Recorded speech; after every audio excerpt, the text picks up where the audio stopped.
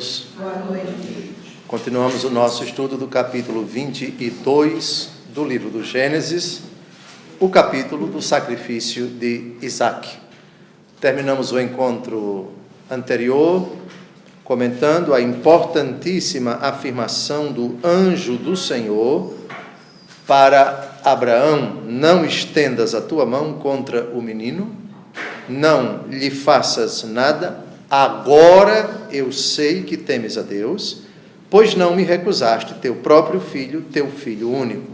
Já explicamos que essa afirmação nada tem a ver com um suposto desconhecimento de Deus, uma suposta ignorância de Deus sobre a fé de Abraão, o temor a Deus de Abraão, absolutamente. E explicamos isso citando vários padres da igreja, matizando esse advérbio de tempo.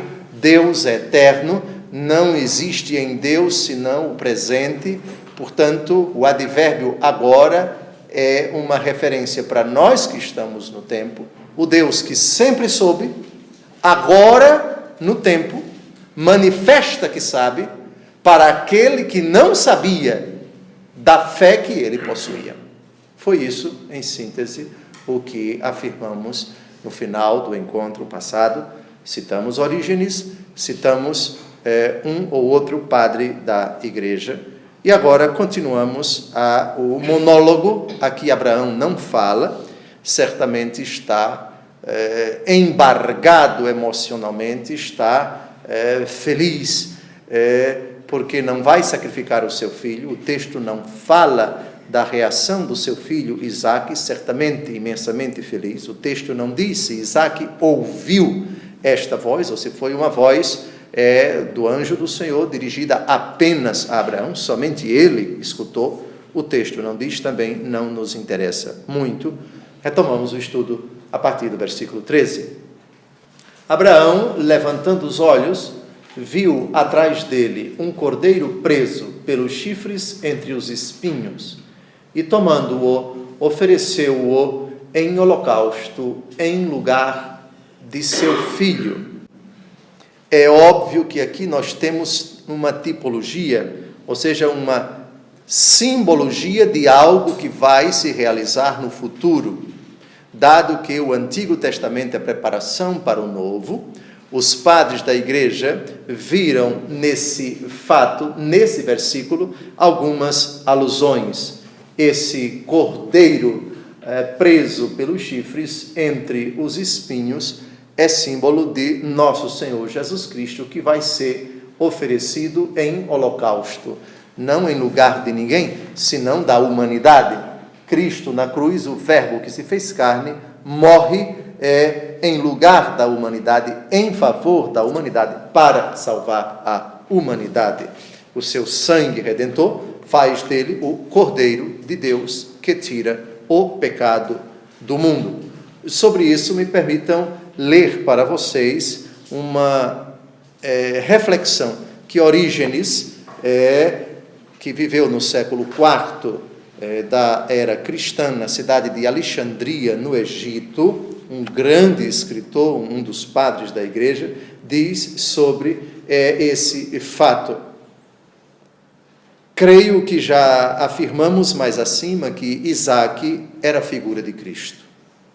Porém, também aqui o Cordeiro aparece nada menos do que como figura de Cristo. Vale a pena saber como convieram a Cristo, tanto um como o outro, tanto Isaque, que não foi imolado, quanto o carneiro, que foi sacrificado. Cristo é a palavra de Deus, porém, a palavra se fez carne. Logo, em Cristo, há uma coisa que procede do alto e outra que foi tomada da natureza humana e do ventre virginal.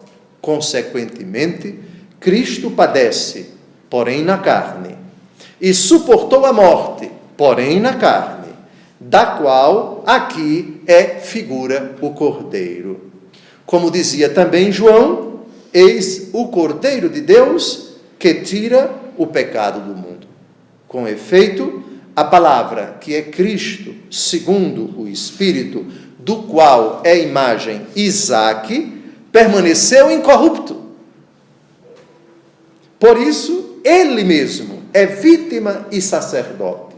Segundo o Espírito, com efeito, oferece a vítima ao Pai. Segundo a carne, ele mesmo se oferece no altar da cruz, porque, como se disse dele, eis o Cordeiro de Deus que tira o pecado do mundo, assim também se disse, tu és sacerdote eternamente, segundo a ordem de Melquisedeque. Assim, portanto, o Cordeiro se encontrou entre os espinhos com chifres. Que intuição bonita de Orígenes sobre esse versículo aqui, e eu considerei importante citar. Mas tem outra citação do livro do Apocalipse, que nos mostra nosso Senhor Jesus Cristo, o Cordeiro, com chifres. Com chifres. É lógico que os espinhos aqui nos remetem, já que Jesus é, no Apocalipse, o Cordeiro com chifres. Vamos ver primeiro o Cordeiro com chifres no Apocalipse e depois os espinhos, e a alusão aos espinhos é óbvia e já nos faz lembrar nosso Senhor Jesus Cristo coroado de espinhos. Apocalipse de São João, capítulo 5, versículo 6. Eu vi no meio do trono dos 4 animais e no meio dos anciãos um cordeiro de pé, como que imolado. Tinha ele 7 chifres e 7 olhos, que são os 7 Espíritos de Deus enviados por toda a terra. Vimos já no estudo do Apocalipse, que fizemos aqui durante 2 anos e meio, que o chifre, seja no dragão, seja em nosso Senhor Jesus Cristo, aqui o Cordeiro evoca a ideia de força. Só que a força no Cordeiro imolado, que é Jesus, é a força que brota do seu poder misericordioso manifestado na cruz, na morte e na ressurreição. Diferentemente do chifre do inimigo, símbolo da sua força descomunal, da sua ira. Lembrem-se de Apocalipse 12:12, o demônio partiu para a terra cheio de fúria, porque sabe que pouco tempo lhe resta. Então, essa alusão é importante. Quem diria que nesse cordeiro preso pelos chifres, tanto Orígenes quanto os outros padres da igreja viram nessa alusão uma profecia, uma tipologia de nosso Senhor Jesus Cristo. Muito bem, vamos ao versículo 14. Abraão chamou a este lugar Javé-Iré, de onde se diz até o dia de hoje, sobre o monte de Javé-Iré. Deus proverá, ou Deus provê, presente ou futuro do indicativo, é o sentido, a etimologia de Javé-Iré. Mas esse versículo tem relação com o outro. Lembram quando no diálogo no mesmo capítulo 22, versículos de 7 a 8, Isaque disse ao seu pai, meu pai, que há meu filho. Isaque continuou, temos aqui o fogo e a lenha, mas onde está a ovelha para o holocausto? Deus respondeu-lhe Abraão, providenciará ele mesmo uma ovelha para o holocausto, meu filho. E ambos juntos continuaram o seu caminho. Agora, lendo o texto já no seu ocaso, já no final, é que a gente percebe a fé de Abraão na ressurreição. Lembram do texto da carta aos Hebreus? Da carta aos Hebreus, capítulo 11, a gente vai para lá daqui a pouco. Quando ele diz no versículo 5, vejam lá, ficai aqui com o jumento, disse ele aos seus servos, eu e o menino vamos até lá mais adiante para adorar, e depois, olha o verbo voltar, se está na primeira pessoa ou está na segunda pessoa. Na segunda pessoa do plural, futuro, voltaremos. A certeza que Abraão tinha de que ele voltaria com seu filho. Se ressuscitado ou não, não sabemos. Então, veja, no versículo 5, a fé de Abraão na ressurreição. No versículo 8, Deus providenciará. E por causa dessa afirmação da fé de Abraão, de que ele providenciaria uma vítima para o holocausto, o versículo 14. Então, o monte Moriá é o lugar do Javé Iré. Deus providenciou aqui. É o lugar do sacrifício.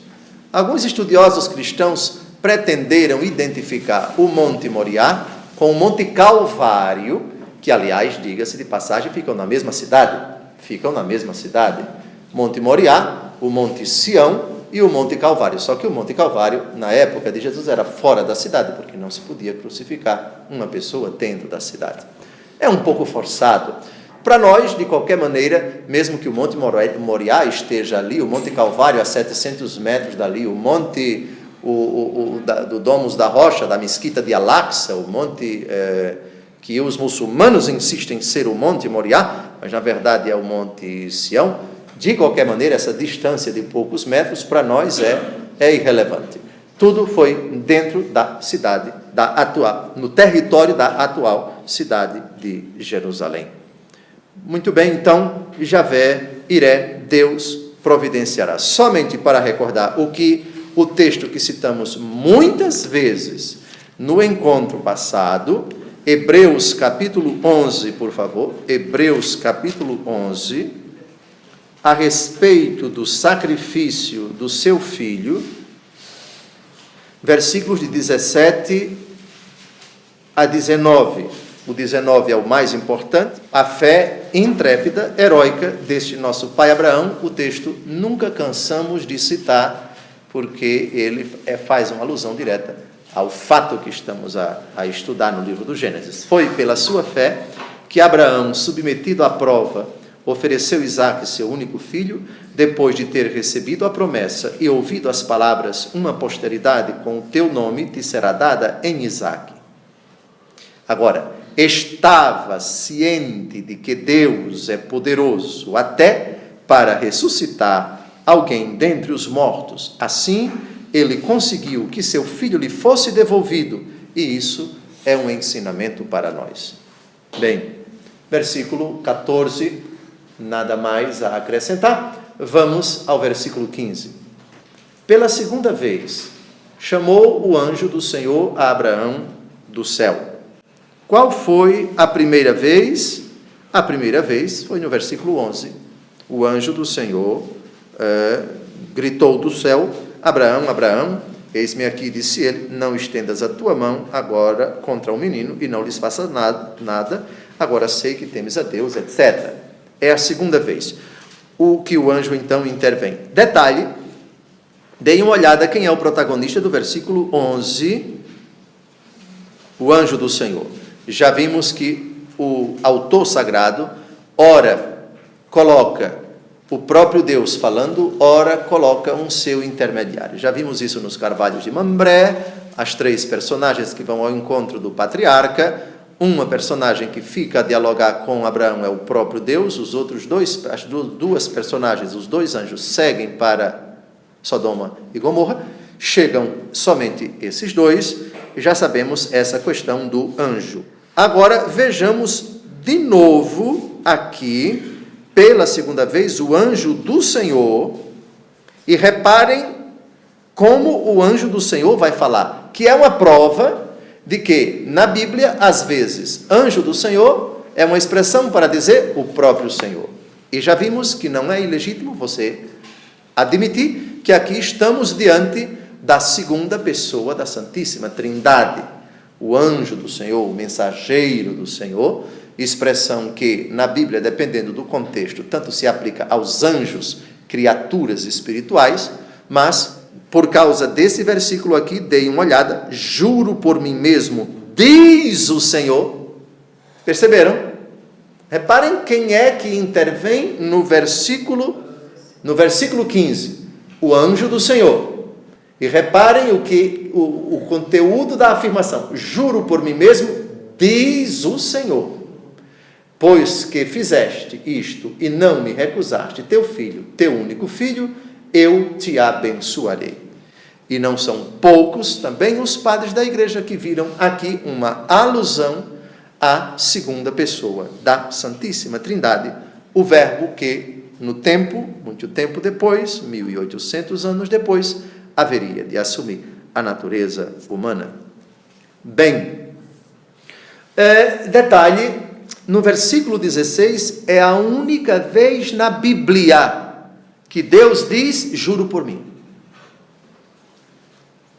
A única vez na Bíblia que Deus diz, juro por mim mesmo. Sobre esse versículo, a carta aos Hebreus, no capítulo 6, de novo para o Novo Testamento, por favor, versículos 13 e 14, e depois pulamos para o 17. Quando Deus fez a promessa a Abraão, como não houvesse ninguém maior por quem jurar, jurou por si mesmo, dizendo, em verdade eu te abençoarei e multiplicarei a tua posteridade. É citação literal desse versículo aqui. Pule agora para o versículo 17. Por isso, querendo Deus mostrar mais seguramente aos herdeiros da promessa a imutabilidade da sua resolução, interpôs o juramento. Está claro? É a única vez na Bíblia que Deus faz um juramento. Porém, ainda na carta aos Hebreus, capítulo 7, versículo 21, Dom José, o senhor acabou de dizer que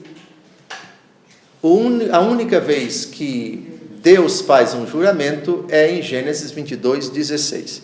Então, como é que o senhor explica o versículo 21 do capítulo 7 da carta aos Hebreus? Para ele, ao contrário, interveio o juramento daquele que disse, jurou o Senhor e não se arrependerá, tu és sacerdote eternamente. E esta aliança da qual Jesus é o penhor, é-lhe muito superior. O autor da carta aos Hebreus aqui está fazendo alusão a um versículo do Salmo 109. Vamos, por favor, ao Salmo 109. Salmo 109 ou 110. Salmo 109. O Senhor jurou e não se arrependerá.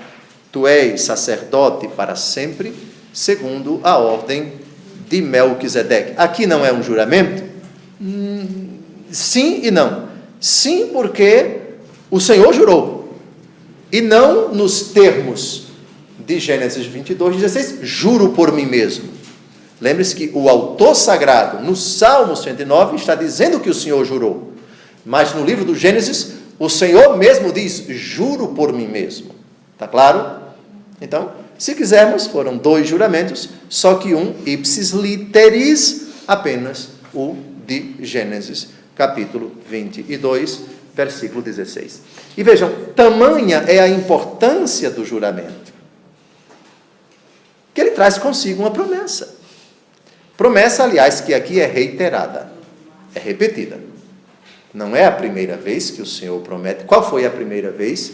Quando o Senhor disse a Abraão, ainda Abrão, na sua terra, lá em Ur da Caldeia, em Gênesis capítulo 12, versículos de 1 em diante, deixa a tua terra, a tua casa, a tua parentela, e vai para onde eu te indicar. Eu farei de ti o pai de uma grande nação, abençoarei os que te abençoarem, amaldiçoarei os que te amaldiçoarem, etc, etc. Aqui nós temos a reiteração, mas temos uma novidade. É claro que Abraão, ao deixar a sua terra, deixou por causa da fé. E a carta aos Hebreus diz que ele acreditou e isso lhe foi imputado em conta de justiça, afirmação, aliás, que literalmente se encontra no capítulo 15 do livro do Gênesis. Mas aqui nós temos um juramento.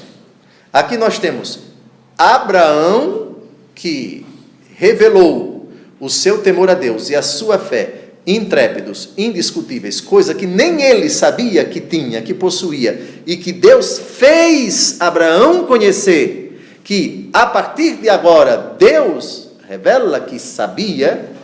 Agora eu sei. Lembrem-se que o agora eu sei não significa dizer que antes Deus não sabia. Em Deus nem existe antes, nem existe depois. Deus é eterno. E citamos o texto do livro de Crônicas, que Deus conhece as coisas antes que elas aconteçam. Isso foi assunto do encontro passado. Bem, versículo 16, eu penso que basta. Passemos para o 17.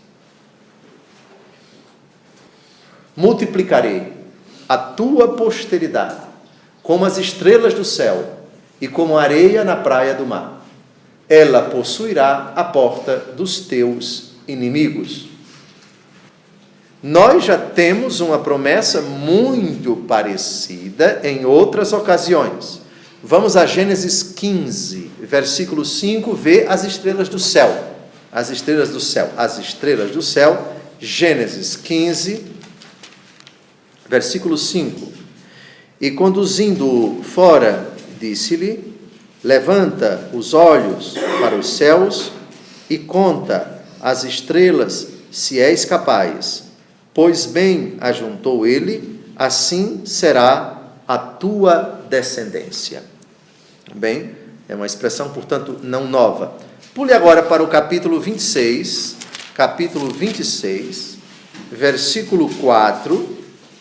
Abraão já havia morrido, e pela primeira vez Deus se dirige a Isaque em termos parecidos. Multiplicarei tua posteridade como as estrelas do céu, dar-lhe-ei todas estas regiões, e nelas serão benditas todas as nações da terra. Então, no versículo 17, a expressão estrelas do céu é muito cara a Deus Todo-Poderoso, que pelo menos 3 vezes faz alusão a ela. Areias da praia, areia na praia do mar. Outra imagem muito sugestiva, não é? Os grãos de areia são numerosos, são incontáveis, apesar de não serem infinitos, mas são incontáveis, são pequenininhos. E essa imagem vai aparecer em Gênesis 32, versículo 12. Vamos lá. Gênesis 32, versículo 12. É o próprio Jacó devolvendo a Deus, por assim dizer, não é? Entretanto, vós me dissestes: eu te beneficiarei e tornarei tua posteridade inumerável como os grãos de areia do mar. Todo judeu e todo muçulmano também, viu? Todo muçulmano também.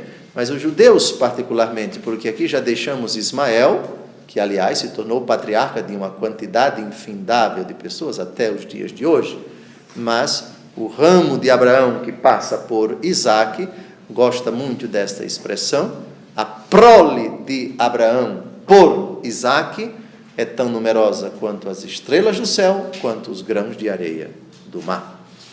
Agora, reparem a expressão ela possuirá, ou seja, a posteridade de Abraão possuirá a porta dos teus inimigos. O que significa isso?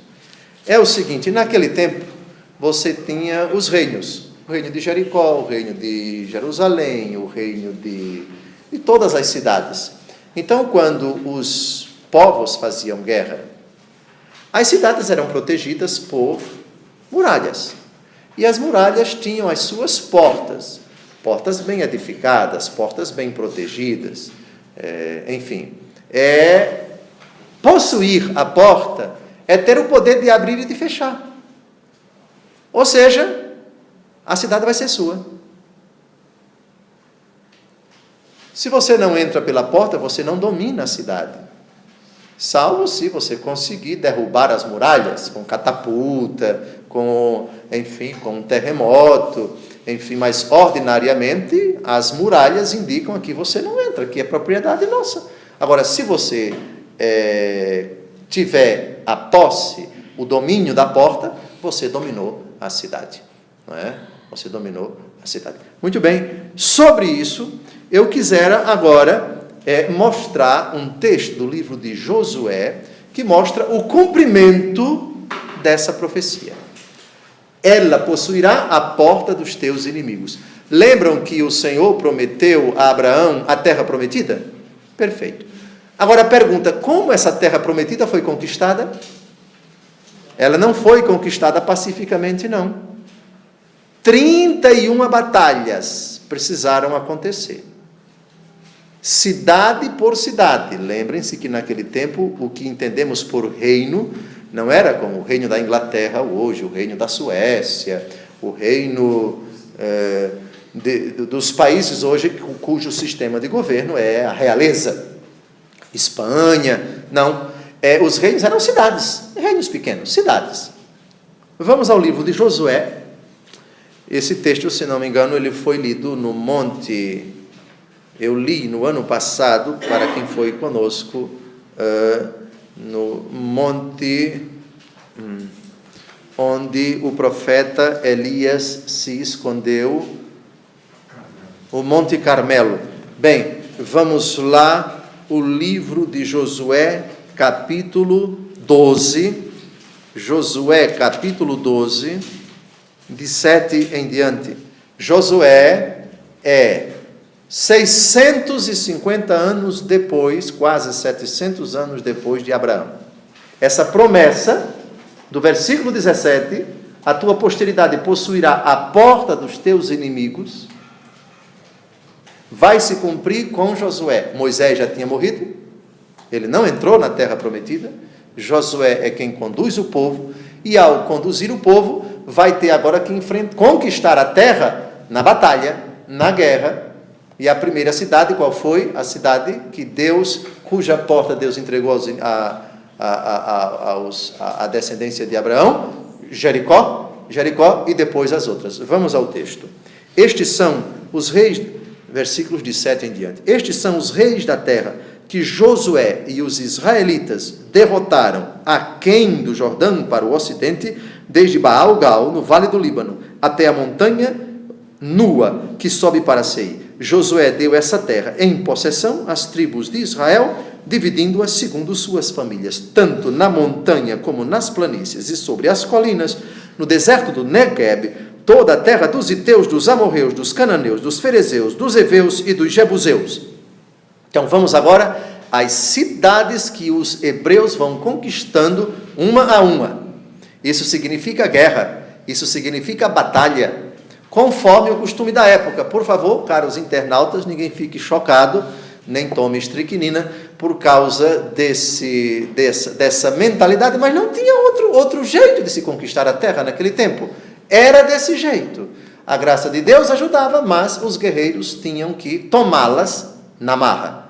E foi assim. Aqui está a ordem. Vejam que Jericó está no sul. Então, de Jericó, Negueb, por ali, até lá embaixo, Eilat, o Mar Vermelho, etc. E os hebreus vão conquistando as cidades uma por uma. 31 batalhas, vamos lá. Foram eles, vão contando. O rei de Jericó, o rei de Ai, perto de Betel, o rei de Jerusalém, o rei de Hebron, o rei de Jerimó, o rei de Laquis, o rei de Eglon, o rei de Gazé, o rei de Dabi, o rei de Gadé, o rei de Erma, o rei de Ered, o rei de Libna, o rei de Odolão, o rei de Maceda, ou Massada, o rei de Betel, o rei de Tafna, o rei de Ofé, o rei de Afec, o rei de Lazaron, o rei de Madom, o rei de Azó, o rei de Semeron, o rei de Aksaf, o rei de Tanak, o rei de Magedo, ou Megido, que é a mesma coisa, o rei de Cádiz, o rei de Jacanã, no Carmelo, olha aí o Monte Carmelo, já no norte, o rei de Dó, sobre os altos de Dó, o rei de Gojim, em Gálgala, o rei de Tersa, ao todo, 31 reis. Pronto, a profecia do Senhor Deus aqui vai se cumprir 600 ou quase 700 anos depois do nosso pai Abraão.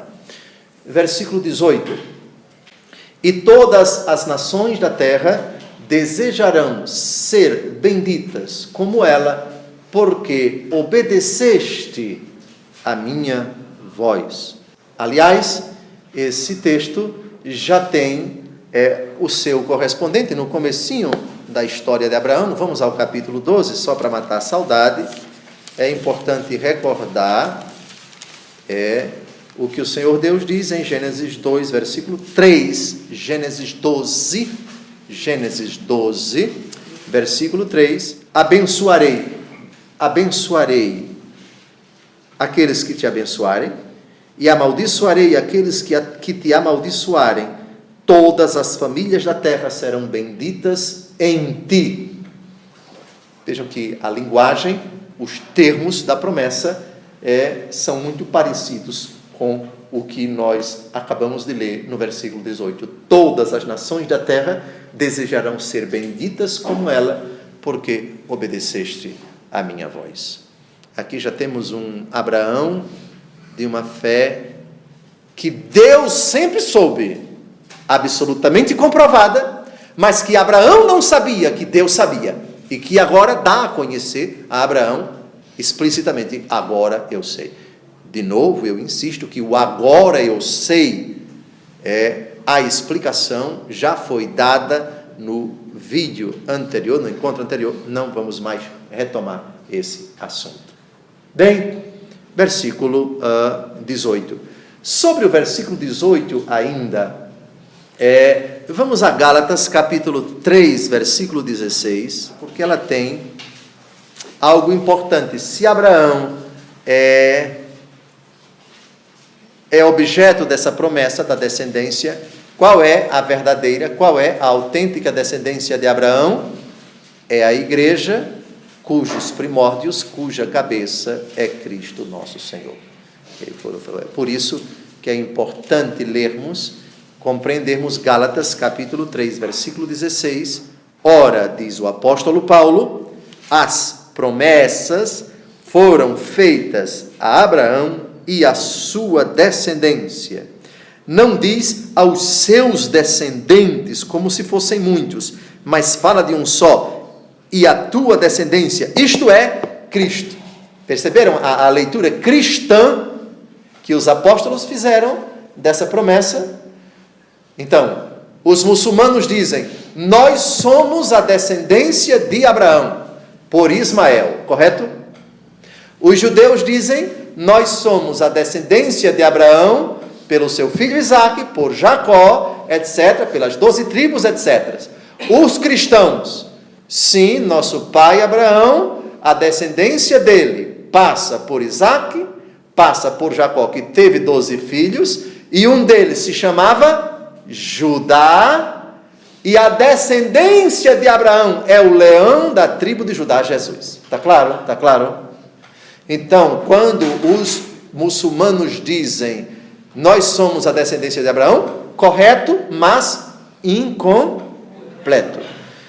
Quando os judeus dizem: nós somos a descendência de Abraão, correto, mas incompleto, porque não é exato. Vocês são a descendência de Abraão, claro, só que o Antigo Testamento foi, digamos assim, tornando evidente essa afirmação, e dos 12, Judá. E o leão da tribo de Judá nasceu Maria Santíssima da tribo de Judá, porque casada com José, também da tribo de Judá, e por obra do Espírito Santo, o Verbo se fez carne numa judia da tribo de Judá, Maria. Entenderam? Então, há muito, muito, muito parecido com a fé islâmica, há muito parecido com a fé judaica, mas nós temos uma especificidade, nós temos uma identidade. Está claro? Está claro? Não é que seja tudo igual, não, há muito parecido. Quanto mais a gente vai chegando perto do começo, temos muito em comum, só que a história se encarrega de dar o seu curso, a providência se encarrega de mostrar que esta promessa aqui, que não é a primeira, o Senhor Deus já tinha feito a promessa e ela vai sendo renovada a Abraão. Aliás, essa é a última, diga-se de passagem, para a pessoa de Abraão, porque ele vai morrer daqui a pouco, quer dizer, daqui a pouco, no livro, ele vai estar chegando ao fim da vida. Essa é a última promessa que ele faz. Os cristãos, com nosso Senhor Jesus Cristo, aqui o apóstolo Paulo, vão compreender que a promessa, na verdade, se referia à pessoa de Cristo, o leão da tribo de Judá, é uma expressão do Apocalipse, o verbo que se fez-se carne na linhagem do nosso pai Abraão, não na linhagem de Ismael, mas na linhagem de Isaque, que vai ser o avô de Judá, porque ele vai gerar Jacó, Israel, que vai ter 12 filhos, e na tribo de Judá vêm os reis, dos quais virá o rei dos reis e o senhor dos senhores, dirá o Apocalipse. Muito bem, versículo 18. Vamos ao versículo 19. Abraão voltou então para os seus servos e foram juntos para Bersabeia, onde fixou sua residência. Seus servos? Onde estão esses servos? Gênesis 22, versículo 5. Lembram quando Abraão disse, eles não subiram ao Monte Moriá, só subiram ele e o seu filho. Versículo 5, por favor. Gênesis 22. Ficai aqui com o jumento. Disse ele aos seus servos, eu e o menino vamos até lá, mais adiante, para adorar, e depois voltaremos a vós. Isso aconteceu, ou seja, o retorno dele aos servos, deve ter causado muita alegria aos servos. Provavelmente os servos não sabiam exatamente como seria o sacrifício, quem seria a vítima, mas não é ilícito imaginar que Abraão deva ter contado isso para os servos, a maravilha que aconteceu lá no alto do Monte Moriá. Bem, Bersabeia, nós já sabemos que é a cidade onde Abraão morava. Dê uma olhada no capítulo 21, versículos de 31 a 34. Por isso, deu-se àquele lugar o nome de Bersabeia, porque ambos ali tinham jurado. Foi assim que fizeram aliança em Bersabeia. Depois disso, voltou Abimeleque para a terra dos filisteus com Ficol, general do seu exército. Abraão plantou um tamariz em Bersabeia. Tamariz é o que nós entendemos por tâmara, ainda hoje uma planta muito comum em Israel. E invocou ali o nome do Senhor, Deus da eternidade. Abraão habitou muito tempo na terra dos filisteus. Vamos ao versículo 20. Depois desses acontecimentos, vieram dizer a Abraão, Melca deu também filhos a Nacor, teu irmão, ou a Nacor, teu irmão. Sobre isso, é preciso antes que nós voltemos a Gênesis 11, de 27 a 30. Eis a descendência de Taré. Taré gerou Abrão, Nacor e Arão. Nacor é o que então de Abraão? Irmão. Muito bem. Arão gerou Ló. Arão morreu em presença de Taré, seu pai, em Ur da Caldeia, sua terra natal. Abrão e Nacor casaram-se. A mulher de Abrão chamava-se Sarai. E a de Nacor, Melca. Está claro? Melca, então, é o que de Abraão? Cunhada. Muito bem. Vamos continuar esse texto. Abraão e Nacor casaram, e Nacor, Melca, filha de Arão, pai de Melca e de Jéssica. Sarai era estéril e não tinha filhos. Taré tomou seu filho Abraão, seu neto Ló, filho de Arão, e Sarai, sua nora, mulher de Abraão, seu filho, e partiu com eles de Ur da Caldeia, indo para a terra de Canaã. Chegados a Arã, estabeleceu-se ali. Todo o tempo da vida de Taré foi de 205 anos e morreu em Arã. Reparem que o irmão dele, Nacor, não parte com Abrão para Canaã, para a terra prometida. Não parte. Nacor fica em Ur da Caldeia. Hoje diríamos é um iraquiano. Ficou lá morando no Iraque. E chegou a notícia de que Melca deu à luz de seu irmão alguns filhos. Vamos ver quais são esses filhos. Então, versículo 20, depois desses acontecimentos, vieram dizer a Abraão: Melca deu também filhos a Nacor, teu irmão. Uz, o primogênito, Buz, seu irmão, Camuel, pai de Arão, Casede, Azal, Feldas, Gedlaf e Batuel. Batuel foi o pai de Rebeca. Estes são os 8 filhos que Melca deu a Nacor, irmão de Abraão. Só que, assim como seu irmão Abraão, que tinha muitas concubinas, Nacor também. Sua concubina, chamada Reuma, teve também filhos, Tabé, Gaã, Taás e Maaca. Detalhe que não é irrelevante. Somem os 8 filhos de Nacor com Melca. Quantos filhos? 8 filhos, perfeitamente. E com Reuma, ou Roma, 4. Somem 8 com 4? 12. Por falar em 12, deem uma olhada por favor, no número de filhos de Ismael. Quem lembra? 12. O número de filhos de Jacó, que ainda nem nasceu? 12. O número de filhos de Nacor? 12. O número de apóstolos de nosso Senhor Jesus Cristo? 12. Nada por acaso. Claro, as coisas vão se encaixando.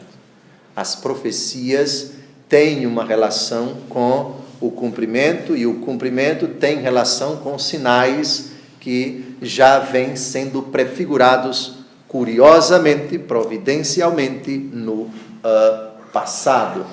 Muito bem, Melca, é certo.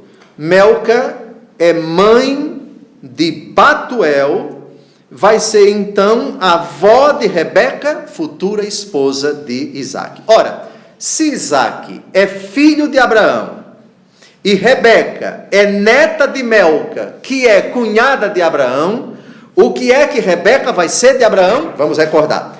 Melca, esposa de Nacor, irmão de Abraão. Ela vai ter um filho chamado Batuel, pai de Rebeca.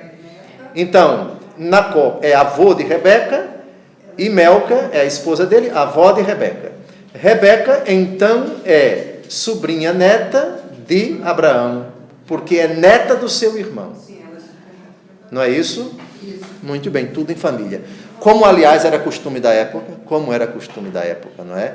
Era uma impiedade um judeu, um hebreu, casar com um pagão. Isso era uma impiedade inadmissível. Pois bem, tinha que se primeiro fazer esse judeu, circuncidar-se, e depois é que se pensava em casamento. No caso das mulheres, a mesma coisa, já que a mulher estava relacionada com o homem, é o esposo dela, ou então o pai dela, que tinha que se circuncidar, e a família dele todinha, e ela passava a ser uma hebreia, vamos dizer assim, e judia, depois de um certo tempo, porque já vimos a distinção entre hebreu e judeu. São duas expressões que tratam do mesmo povo, mas em épocas diferentes. Muito bem. Rebeca é tipo da igreja, a noiva de Cristo. Rebeca aqui foi preparada por Deus.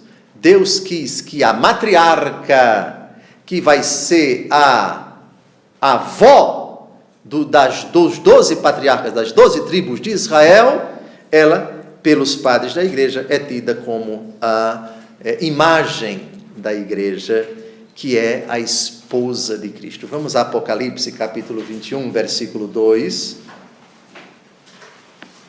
Vejam, aqui é a primeira, porque Rebeca é importante, porque do povo de Deus, que começa com Abraão, é a primeira escolhida, depois de Sara, evidentemente, né? Para ser a esposa de um patriarca. Apocalipse, capítulo 21. Apocalipse, capítulo 21, versículo 2, é uma imagem muito bonita, muito cara para nós. Eu vi descer do céu, de junto de Deus, a cidade santa, a nova Jerusalém como esposa ornada para o esposo. Desde toda a eternidade, o Senhor quis a sua igreja. O Senhor preparou a sua igreja. E o Senhor desposou a sua igreja. Preparou a igreja no Antigo Testamento, desposou a igreja com o sangue de Cristo, o esposo, né, que estabeleceu com a esposa a nova e eterna aliança pelo seu sangue derramado na cruz. E finalmente, Apocalipse capítulo 22, é o último capítulo da Bíblia, versículo 17, imagem belíssima. O Espírito e a esposa dizem: vem, possa aquele que ouve dizer também: vem. Aquele que tem sede, venha. E o que o homem de boa vontade, e que o homem de boa vontade receba gratuitamente da árvore da vida. A igreja, a esposa de Cristo. Rebeca, aqui, aparece como uma imagem bem distante, né? Nasceu do seio de Abraão, aquela com quem o seu filho Isaque, que foi o objeto da promessa de Deus a Abraão: eu vou multiplicar a tua descendência. Sim, Ismael vai ser o pai de uma grande nação, vai ter 12 filhos, 12 reis, etc. Mas é de Isaque. E aqui aparece pela primeira vez a nossa querida Rebeca. Em 5 minutos eu vou fazer uma breve alusão a esses senhores que são citados aqui. Primeiro, o nome no versículo 20, a etimologia da palavra Rebeca, vamos ver no próximo encontro, porque vai ser um capítulo todo sobre ela e o seu esposo. Não tem por que a gente entrar em detalhes sobre Rebeca hoje. De hoje a 8, a gente trata da etimologia de Rebeca, da etimologia de Isaque, que já vimos e vamos repetir porque é preciso. Mas vamos, Gênesis, capítulo 22, começando versículo 21, Hus. Hus é uma palavra que significa firmeza. Jó, lembram do livro de Jó? Jó, o personagem do livro de Jó, ele era da terra de Hus. Vamos dar uma olhada. Jó, capítulo 1, versículo 1. Havia na terra de Hus, olha aí, na terra de Hus, um homem chamado Jó, íntegro, reto, que temia a Deus e fugia do mal. Portanto, Jó, da linhagem de Abraão. Está claro? Ele não era filho de Jacó, que ainda nem tinha nascido. Portanto, não era membro de uma das tribos de Israel. Porque Uz é antes, não é? É antes. Muito bem. A tribo de Uz, alguns estudiosos sugerem que essa tribo viveu a oeste da Palestina, perto do deserto da Arábia, atual Arábia Saudita, hoje. Depois, vamos ao segundo, Bus. Bus, seu irmão. A etimologia da palavra Bus, desprezo. Curioso, né? Desprezo. Lembram de Eliú, um dos amigos de Jó, quer dizer, amigos da onça, né? Porque aquelas 3 malas que vão visitar Jó não demonstram sinal de amizade, não. Tenta até convencê-lo a amaldiçoar a Deus. Vamos ao livro de Jó 32, Jó, capítulo 32, Jó, capítulo 32, versículos 2 e 6. Versículo 2: Então se inflamou a cólera de Eliús, filho de Baraquel, de Bus, da família de Rão. Claro aqui, então somente é uma ilustração. Versículo 6: Então Eliú, filho de Baraquel, de Bus, etc, etc. Só para citar, não é? Vejam agora lá em cima no versículo 21, quem é que aparece? Camuel, pai de Arão. A palavra Camuel significa Assembleia de Deus ou Deus levanta-te. Bem, nada se sabe onde morou essa tribo, nada se sabe. Depois vejam Arã, que é filho dele. Arã significa cabra selvagem, cabra, o animal. Não confundam com o filho de Sem, que é neto de Noé. Lembram? Sem, Cã e Jafé. E Sem teve um filho chamado Arã.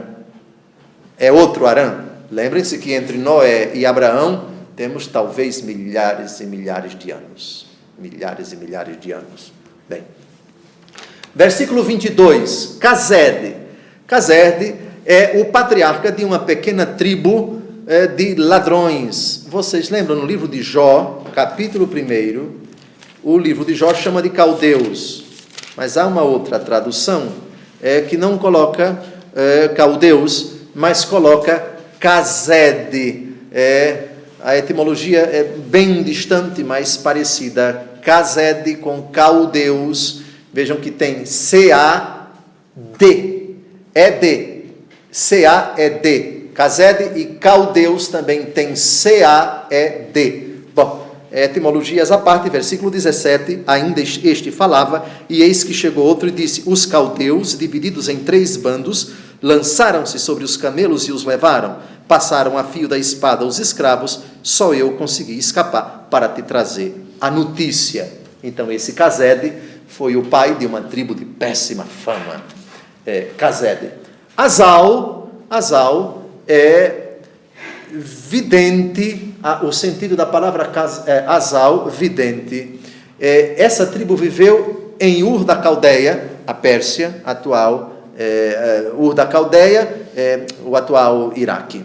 Bem, depois Feldas, ainda no versículo 22, a etimologia dessa palavra, tanto chama como ferro e como força. É o sentido da palavra Feldas, outro patriarca. Gedlaf a etimologia dele, chorão, ou lacrimejante, é o sentido dessa palavra. E finalmente Batuel, o caçula, palavra que significa residência de Deus. Residência de Deus. Muito bem. Primeiro livro das Crônicas, capítulo 4, versículo 30, nós temos o lugar onde ele residia. Primeiro livro das Crônicas, capítulo 4, versículo 30, 28 a 30. Eles habitavam em Bersabé, em Molada, em Assá-Sual, em Bala, em Asson, em Tolade, em Batuel, então era uma cidade, em Orma, em Ciceleg, em Bet-Marcabó, e assim por diante, as tribos do sul. Bem, e versículo 23, bom, o Batuel é o que interessa, o caçula, porque vai ser o pai de Rebeca. Bem, estes são os 8 filhos que Melca deu a Nacor, irmão de Abraão. E para concluir, a concubina Helma ou Roma, a etimologia dessa palavra, Helma ou Roma, pérola ou coral, é o significado dessa palavra, a mãe de 4 patriarcas de tribos que viveram ao norte de Damasco, atual Síria, não muito longe, portanto, de Israel, viveram ali. Vamos ver a etimologia de Tabé, significa grande, Gaam significa queimar, Taás e Maaca, de etimologia desconhecida. Bem, esse, digamos assim, intermezzo do finalzinho do capítulo 22 do livro do Gênesis serve para introduzir o tema do casamento de Isaac, porque precisa aparecer o nome da esposa de Isaac, que é Rebeca. Por isso, depois do relato do sacrifício de Abraão e de Isaac, nós temos essa síntese dos que nasceram. E por favor, dê uma olhada finalmente, Gênesis 22, Melca também deu filhos a Nacor, teu irmão. É lógico que ninguém pode interpretar que Melca deu à luz 8 filhos de uma vez, pelo menos 9 meses de um em um, porque ninguém aguenta, não é? Pelo amor de Deus.